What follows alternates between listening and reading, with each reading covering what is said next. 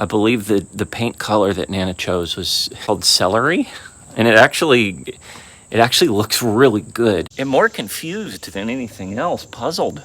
Other than breaking the fundamental laws of physics, I really don't understand how one sets off the trap and is not inside the trap once the door's been shut. It's not just a skunk to me, yo folks.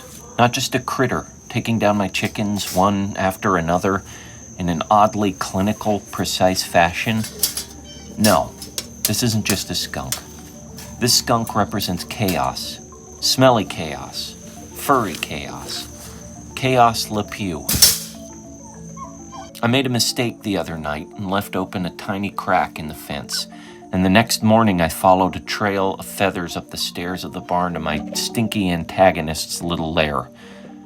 I thought I would have caught the varmint in flagrante, but I just found a mangled chicken instead, dropped unceremoniously to the stall floor and abandoned there.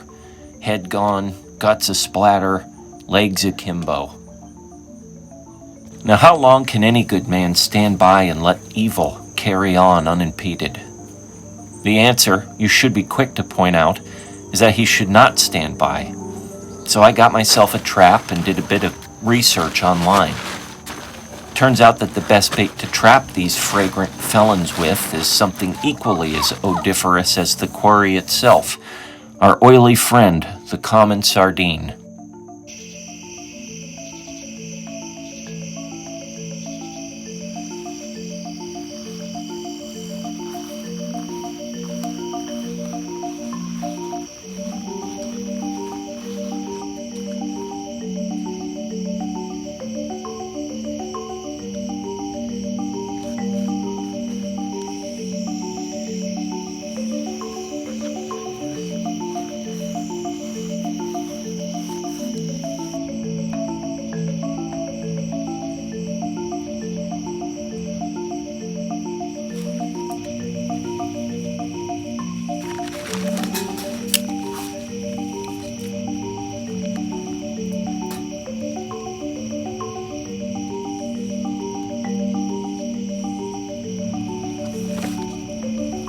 So tonight I hope Mr. Skunk enjoys his seafood dinner.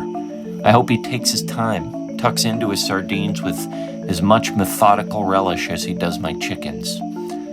Because as far as I'm concerned, tonight, Mr. Skunk's woeful moon has risen.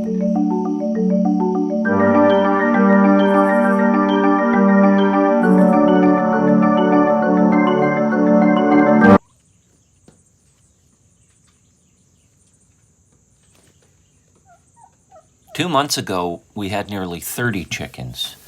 Maybe even more. I never was very good at counting them. However, as of this morning, we have 15. 14 hens and 1 rooster, Conan, who has recently started to make some teenage attempts at both crowing and mating. And while these attempts may be awkward, it is encouraging to see our new rooster start, well, roostering.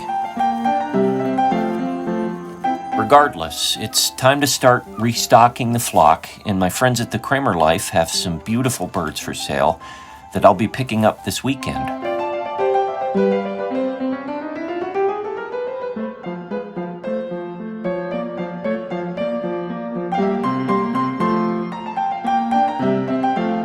So, in order to prepare for their arrival, I'll be laying down some new straw in the A-frame, which will serve as their quarters for a few weeks. Now, we quarantine new birds primarily because the established flock typically doesn't take kindly to newcomers. So by keeping the new arrivals close by but still separate, it gives the veterans a chance to sniff out the freshman class for a few weeks and hopefully get used to them. And the psychosocial dynamics of chickens aside, I do want to keep my new birds away from the skunk, should he manage to finagle his way into the run again. And although I do plan on catching him very soon, I'll be buttressing up the sides of the A-frame all the same, just to be on the safe side.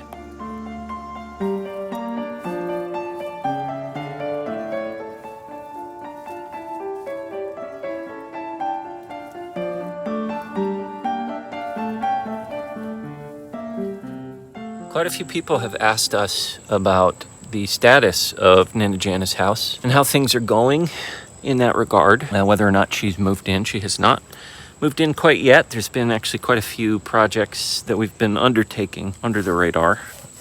One of the big concerns that we ran into was there were some issues with the well. Now, those issues, I believe, have mostly been addressed, but there might be still a few things to take care of. I think once we have a clearer picture of what was going on, I might chat about that a little bit, on what we did to deal with those issues. Long story short, the chemical readouts of the well weren't ideal.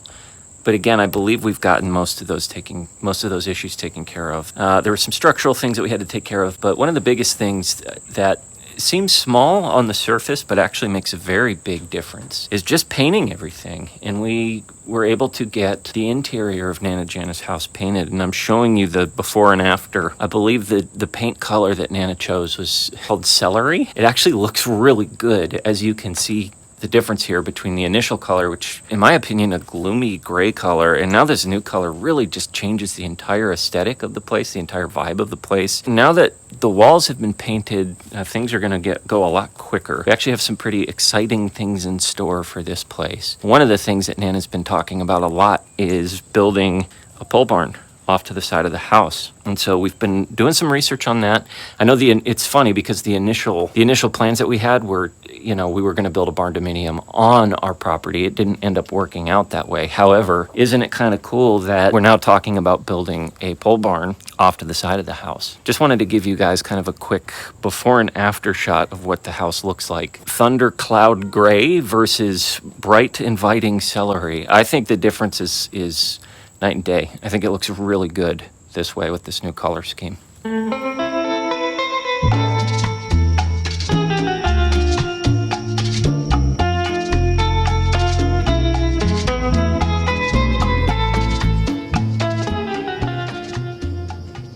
All right, so something is definitely in the trap. What is it? I'm not sure yet. My hope is that it's not a cat, possum, or any other type of animal that actually isn't a threat to the chickens. I'm gonna go see what it is.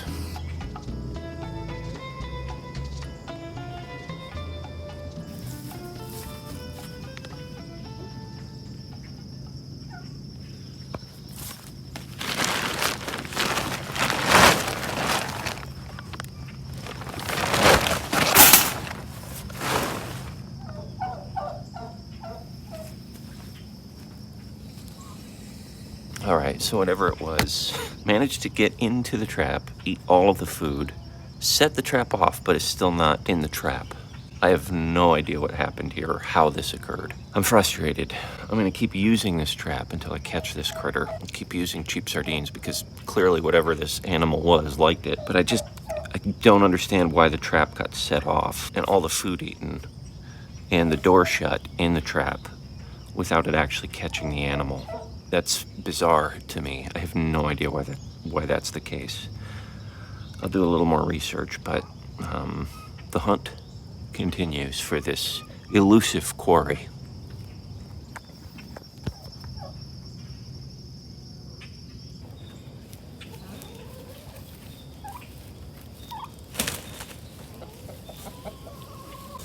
Well, folks, I'm very frustrated that the antagonist on our farm, a skunk that I'll refer to from now on as Houdini, somehow got out of that trap.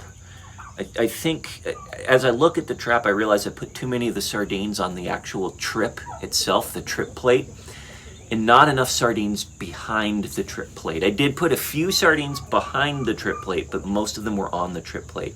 So I'm thinking like he snacked on the sardines from the trip plate, but he was gentle enough doing that it didn't actually trigger it, and that somehow he left without triggering it, and maybe as he was leaving the trap, it jostled it or something, and then the door went down. I don't know. I'm going to continue setting it out. I'm going to continue putting cheap sardines in here because Houdini really likes sardines, probably more than he likes chickens. But we're gonna catch him because, as far as I'm concerned, he's the primary perpetrator for the issues that we've been experiencing with our chickens. To close the circle, we need to apprehend the murderer, Houdini the skunk. I'm more confused than anything else, puzzled. Other than breaking the fundamental laws of physics, I really don't understand how one sets off the trap and is not inside the trap once the door's been shut. This calls for a camera, I think. This definitely merits a camera. Just not only to see the skunk in action with his little claws red-handed, but also just for the plumb reason that I'm just curious about how in the world he got out of this. Well, we'll keep trying. I feel weird with anything less than 20 chickens. Isn't that crazy? I need to have at least 20 chickens to feel like I'm doing okay. So we'll go get them. But in the meantime, we'll also keep trying to catch Houdini the skunk. And a couple of other things that are on the horizon, which we'll make sure to apprise you folks of as they come up. So stay tuned. Bear with us. And until we see you again next time, remember, as always, slowly, slowly.